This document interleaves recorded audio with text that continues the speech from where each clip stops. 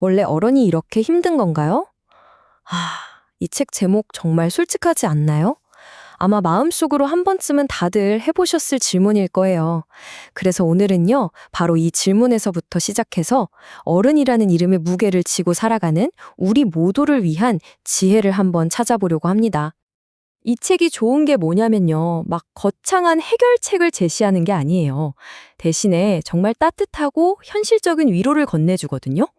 사실 우리 하루에도 몇 번씩 사소한 감정의 파도에 막 흔들리잖아요? 그럴 때 정말 필요한 그런 위로죠. 잠시 이 문장 보시면서 오늘 내 마음을 스쳐 지나갔던 감정들이 뭐가 있었는지 한번 가만히 떠올려 보는 건 어떨까요? 다들 그런 경험 있으시죠? 분명히 나름대로 열심히 살고 있는데 문득 나 지금 어디로 가고 있는 거지? 하는 생각이 들 때요. 어른이 되면 모든 게 좀 선명해질 줄 알았는데 현실은 오히려 더 짙은 안개 속을 걷는 기분일 때가 많아요. 도대체 왜 우리는 이런 막막함을 느끼는 걸까요? 자, 그럼 한번 제대로 파고 들어보죠. 첫 번째 섹션에서는요, 우리가 느끼는 이 어려움의 정체가 대체 뭔지, 그 근본적인 원인부터 함께 살펴보겠습니다. 저는 이 문장이 정말 핵심을 꿰뚫는다고 생각해요. 한번 보세요. 우리는 살면서 무엇을 해야 하는지, 그러니까 what에 대한 이야기는 정말 많이 들었어요. 근데 정작 가장 중요한 거, 내가 이걸 왜 해야 하는지, 바로 why에 대한 답은 아무도 안 알려줬다는 거죠.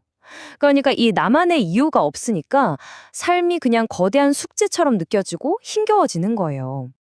그렇다면 이 책에서 말하는 진정한 어른은 어떤 사람일까요? 이게 되게 인상적인데요. 뭐 대단한 부나 명예를 가진 사람이 아니에요. 그게 아니라 자기 자신의 이야기를 남한테 보여주려고 꾸미는 게 아니라 자기 자신한테 가장 솔직한 언어로 들려줄 수 있는 사람. 다시 말해서 자기 자신하고 가장 친한 친구가 되어주는 사람. 바로 그런 사람이 진짜 어른이라는 거죠. 자, 그럼 나만의 이유를 찾고 나 자신과 친구가 되려면 가장 먼저 뭘 해야 할까요? 맞아요. 바로 우리 안을 들여다보는 거예요. 그래서 두 번째 섹션에서는 바깥 세상을 바꾸려고 애쓰기 전에 먼저 내 안의 세계를 어떻게 단단하게 다질 수 있는지 그 방법을 알아보겠습니다. 현명한 어른은 감정에 흔들리지 않는다. 이 책의 핵심 메시지 중 하나인데요. 근데 이게 오해하면 안 되는 게 감정이 없는 로봇이 되라는 말이 절대 아니에요. 그게 아니라 우리 안에 수많은 감정의 파도가 치는 걸 일단 인정하는 거죠. 다만 그 파도에 휩쓸려서 막 떠내려가는 게 아니라 묵묵히 자기 자리를 지킬 수 있는 그런 내면의 힘, 그걸 길러야 한다는 뜻입니다. 그럼 그 내면의 힘은 어디서 길러질까요? 바로 이 혼자 있는 시간에서 길러진다고 해요. 이 슬라이드 이미지가 참 그걸 잘 보여주는 것 같은데요. 혼자 있는 시간을 그냥 외로움으로 흘려보내는 게 아니라 온전히 나 자신하고 깊이 마주하면서 내 안의 자유를 만끽하는 시간으로 만드는 거. 이게 바로 내면을 다스리는 가장 중요한 첫걸음이라는 거죠. 그러니까 핵심은 이거예요. 겉으로 막 괜찮은 척, 강한 척 하는 게 진짜 강한 게 아니라는 거죠. 오히려 그냥 묵묵하게 나의 하루를 살아내는 그 조용한 품위, 거기서 진정한 단단함이 나온다는 겁니다. 남들이 뭐라고 하던 거기에 휘둘리지 않고 그냥 있는 그대로의 나를 존중해주는 자세. 모든 건 바로 여기서부터 시작되는 거죠. 자, 이렇게 내면의 중심을 어느 정도 세웠다면 이제는 구체적인 행동으로 나아갈 차례겠죠? 우리의 생각과 실제 삶을 연결해주는 가장 튼튼한 다리가 뭔지 아세요? 바로 습관입니다. 그래서 세 번째 섹션에서는 이 작은 습관이 가진 엄청난 힘에 대해서 이야기해 볼게요. 와, 이 비교 정말 재미있지 않아요? 저자는 내일, tomorrow, 이 이끄는 삶과 내일, my work, 이 이끄는 삶, 이 두 가지를 구분하는데요. 발음은 비슷하지만 의미는 완전히 다르죠. 내일의 삶은 그냥 남들 리듬에 맞춰서 어쩔 수 없이 살아가는 수동적인 삶이고요. 내 일의 삶은 내 인생 자체를 하나의 작품처럼 여기고 스스로 만들어 나가는 능동적인 삶을 말해요. 여러분은 어떤 삶의 주인이 되고 싶으세요?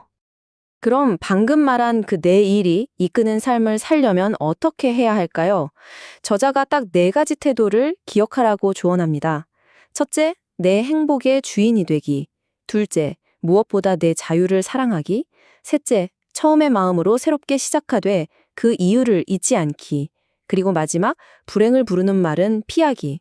이 네 가지만 마음에 잘 새겨도 삶의 공허함이 훨씬 줄어들 거예요. 그리고 이 모든 좋은 태도들을 그냥 생각으로만 끝내지 않고 실제 내 삶에 뿌리내리게 만드는 가장 현실적인 방법이 뭔지 아세요?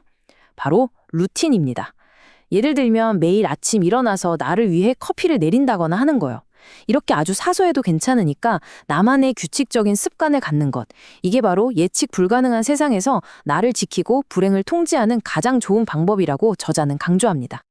자, 어느덧 마지막 섹션이네요. 지금까지 나눴던 이야기들을 쭉 모아서 우리가 진짜 쫓아야 할 성공, 이 뭔지 그 정의를 한번 새롭게 내려보려고 해요. 좀 더 따뜻하고 현실적인 우리만의 성공에 대한 이야기죠. 이 슬라이드 문구가 모든 걸 말해주는 것 같아요.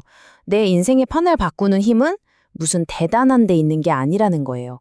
그냥 남들이 만들어 놓은 성공 공식 따라가는 게 아니라 바로 내 가슴을 뛰게 하는 그 일을 하는 것. 어쩌면 성공이라는 건 저 멀리 있는 결과물이 아니라 바로 지금 이 순간, 아, 나 살아있구나 하고 느끼는 그 과정 자체일지도 모르겠어요. 그래서 성공의 의미를 이렇게 다시 써봐야 하는 거죠.